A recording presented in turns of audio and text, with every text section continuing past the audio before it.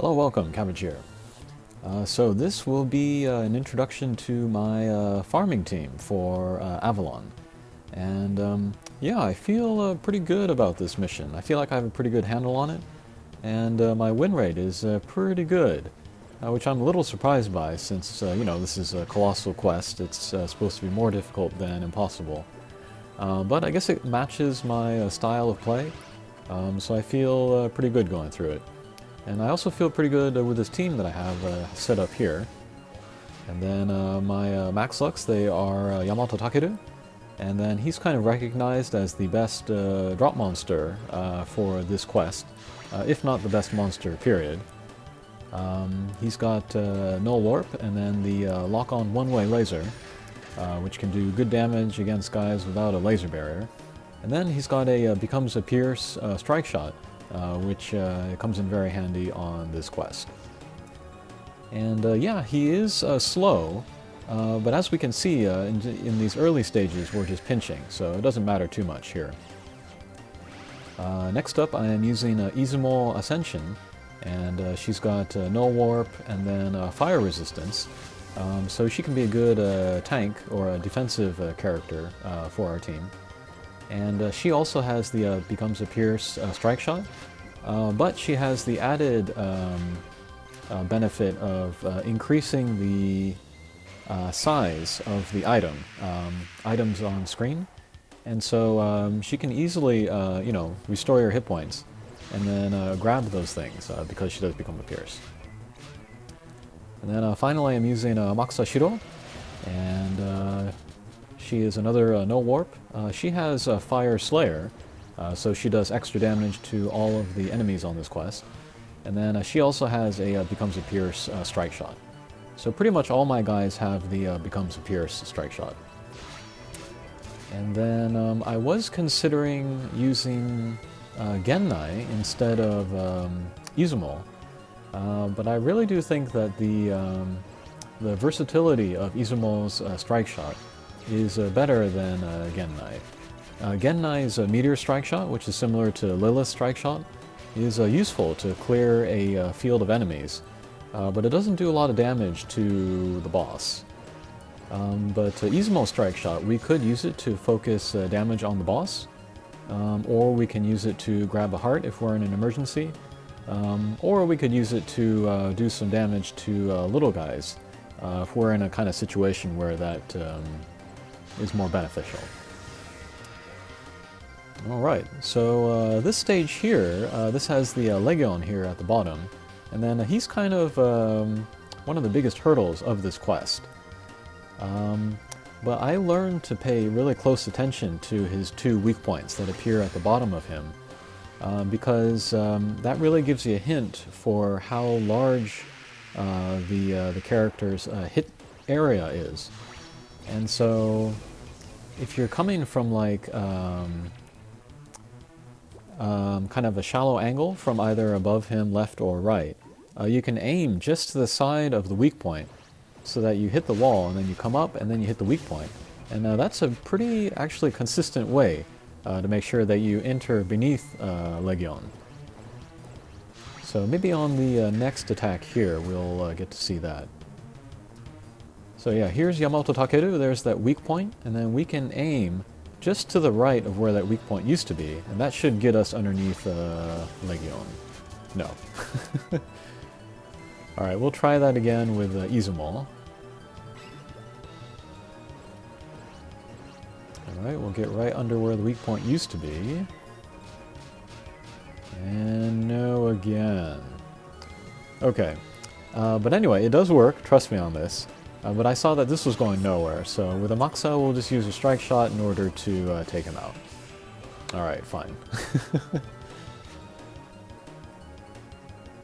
Alright, that takes us to the final... no, not the final. What is this? Yes, this is the first mini-boss stage. And then, yeah, same deal here. We'll get rid of the little guys, and then we'll do damage on the boss. And actually the feel of this mission, it kind of reminds me of Bishamonten a little bit, where you need to work to get rid of the little guys, and then once you do that, you kind of have some breathing room to do damage to the boss. I mean, you do have to, of course, take them down by a certain turn, but it's not as... it doesn't feel as rushed as when you're trying to get rid of all the little guys. And yeah, I had fun with Bishamonten, so I anticipate that I'm going to have fun with Avalon as well.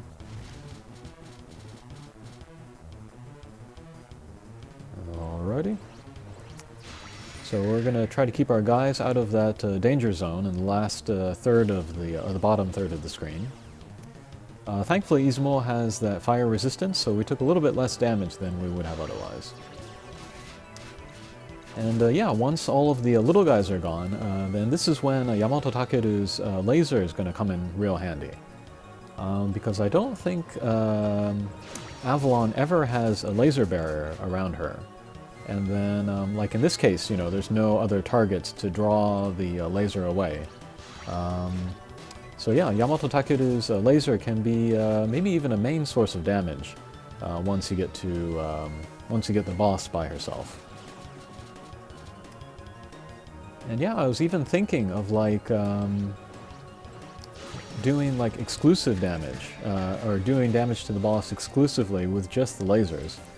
And then maybe just position all of my guys in one side of the screen, out of the danger zone, and then just hit Yamato Takeru's lasers. And that might be enough. I'll maybe give that a try in the future. Okay, so we'll try to get rid of this Avalon here at the bottom. Alright, very good.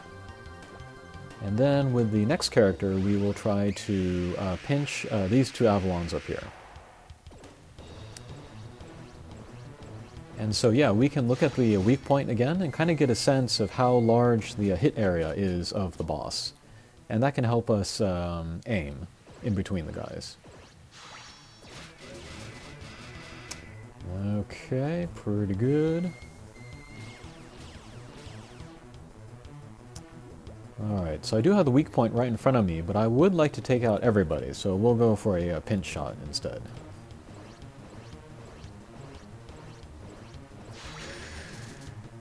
Whoa, that went much better than I expected. Alrighty, so there goes the mini-boss, and here comes the boss stage.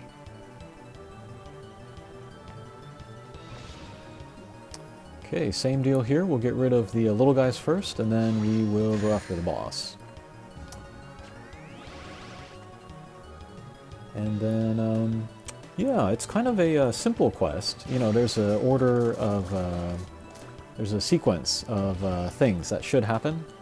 And so here, for example, the sequence is to pinch the in between the shields and the galaxies, and then take out the Donatellos, and then that just leaves you with the boss. So yeah, once you understand the order of what needs to be done, then the mission becomes a little bit simpler.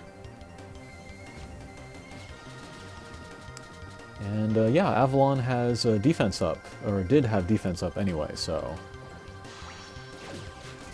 that kind of reinforced our actions, our order of actions. Okay, so now we have just the boss, and then we want to continue to do damage to the boss as we grow our hearts, but then also maintain a good positioning. So we don't want to be in that gutter up there above the boss, and then we also don't want to be to either the left or the right of the boss's lower half because of that very strong triple laser that comes out.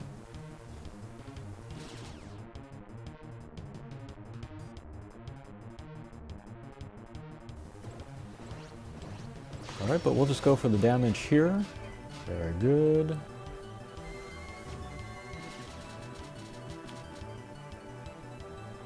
Alright, and luckily we have the gold heart out there. That's the benefit of playing with Max Lux.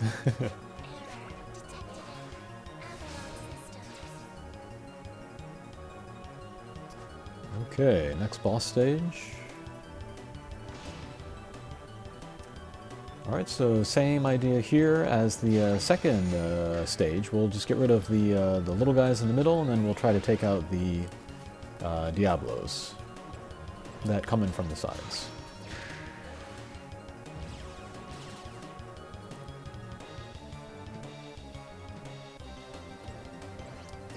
And And then I kind of discovered this through playing today, but that second stage where you meet the Diablos, you can kind of extend that loop forever, just, you know, destroying one Diablo and then the other, and you can just go on forever. But here we don't have that luxury, because there is Avalon sitting down there.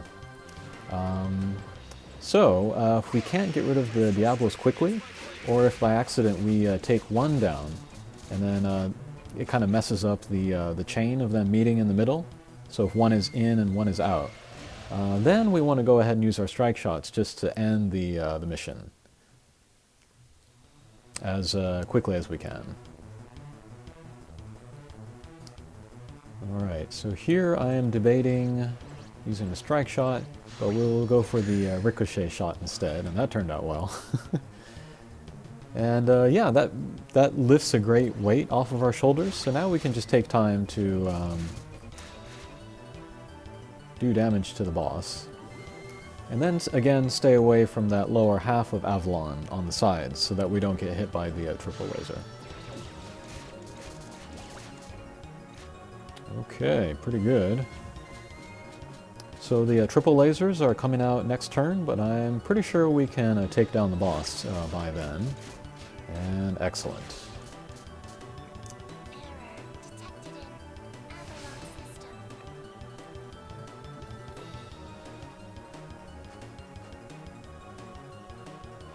Okay, last stage.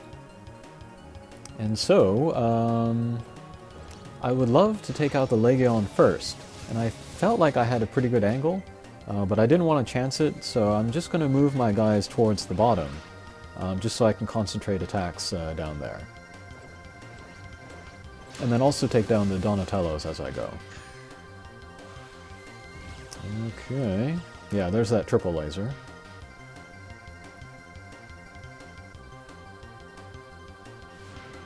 Alright, so here I saw a good chance to use the Pierce strike shot. And yeah, usually I save that for the boss, but in this case I saw a good chance to use it against little guys. That situation comes up once in a while. Alrighty, so we've gotten rid of the guys down there. Avalon still has the defense up, so we'll leave her alone. And then we'll get rid of these guys on the side. Excellent. Alright, and then this stage actually, there are no lasers coming out of the off the sides of the screen. So we have much more freedom in kind of choosing where we want to position ourselves. And yeah, and so for that reason we can be kind of more free in our movement. We can just go and go for Yamato Takeru's laser every turn, or yeah, that kind of stuff, so. Okay, we're looking pretty good. Whoa, whoa, whoa! So there's that homing. But yeah, thankfully we have Izumo ready with her strike shot, and then she'll upgrade both of the items on the screen. And so yeah, we'll get very close to full hit points with the gold heart, and then we'll get the rest with the big red heart. So I'm feeling pretty good about my choice of Izumo right now. Alrighty. And then 3 turns to Avalon's big attack, but I think we will make it.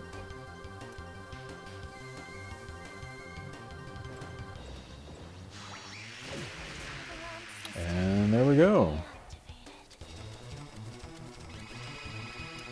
So yeah, I think that maybe that run, it looked like it went pretty smoothly. There were some shots that I wasn't able to make, but I never really felt kind of in danger except for that last homing shot from the boss. So yeah, I feel like I'm feeling pretty good about this mission. And yeah, look forward to farming in the future. Alright, hope you have a similar luck, and we'll see you again. Take care.